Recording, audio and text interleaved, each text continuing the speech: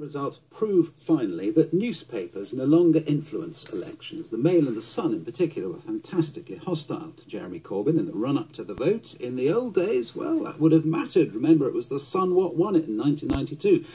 But now, well, perhaps not so much. Kerry-anne Mendoza is on the line, who's editor-in-chief of the Canary, which is the Jeremy Corbyn supporting website, and Neil Wallace as well, former deputy editor of the Sun, former executive editor of the News of the World. Morning to you both. Good morning. Good morning. Kerry-anne Mendoza, do you think things have changed? Yes, but I don't think anything has changed in the media in terms of the media's attempted influence on the majority of people. I think the big change here is now they've got competition.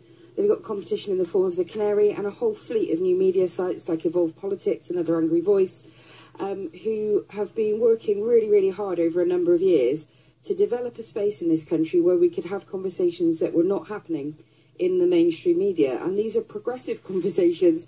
You know, the Sun and the Daily Mail spend every day trying to sow hate and division, divide people by ethnicity, by class, by whether you're in work or out of work.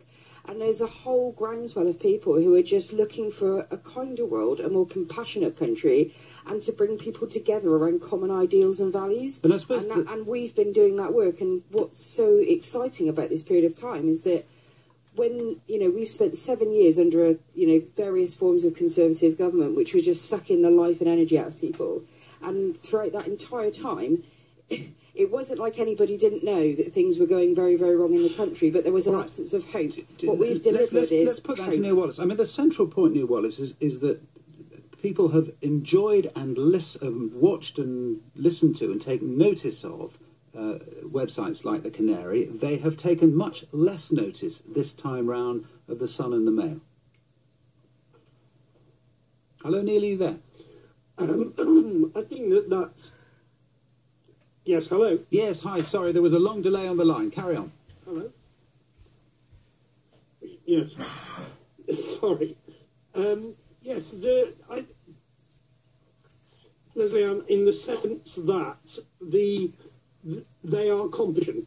I think that is absolutely true. What we've seen is that new media, social media, has become competition to what you might call the mainstream media. But the vital thing is that new media talks to the new voter. And what this has really been about is about the youth vote.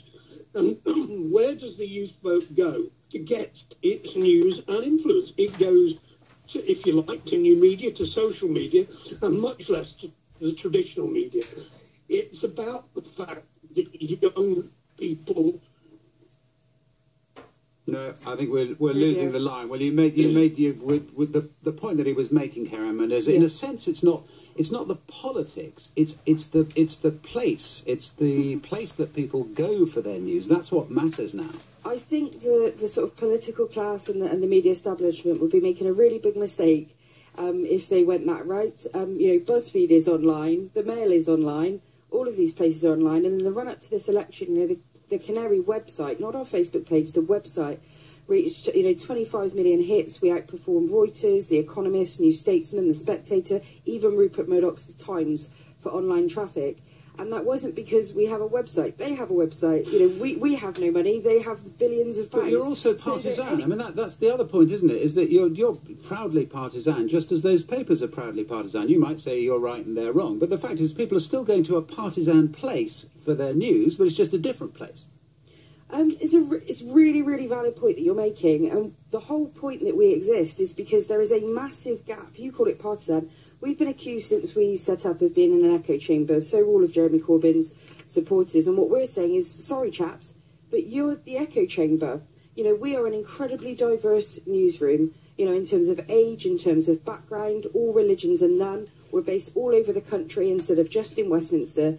And that has allowed us to be much closer to communities all across the country to see what's actually happening, house by house, street by street. What do you reckon? I mean, since Neil Wallace, we've lost Neil Wallace, we just couldn't get through to him on the FaceTime line. But what would you reckon to the argument that I think he might make, that actually, although they claimed it in the past, the newspapers weren't really having an effect on people. What they were doing was channeling a sense of what should happen that was already out there in the country. And perhaps you're doing the same today. I think the power of the media to shape our view of ourselves, each other, and the kind of world that we can and that we want to build together is absolutely enormous. That cannot be underplayed, because stories are everything. You know, what we think is possible does determine what we then do. I think the difference that we've been able to make in this election, and it wasn't just us, this is a whole fleet of new media sites, was say to people, there's hope. You're not alone. You are not mad. You know, there are a lot of other people who also feel that this country has become a cold and cruel place, and we need to take better care of each other. Well, and it won the day. Kerry-anne Mendoza, thank you very much. And Neil Wallace as well. Thank you to you, and apologies we couldn't manage to get through to him in the end.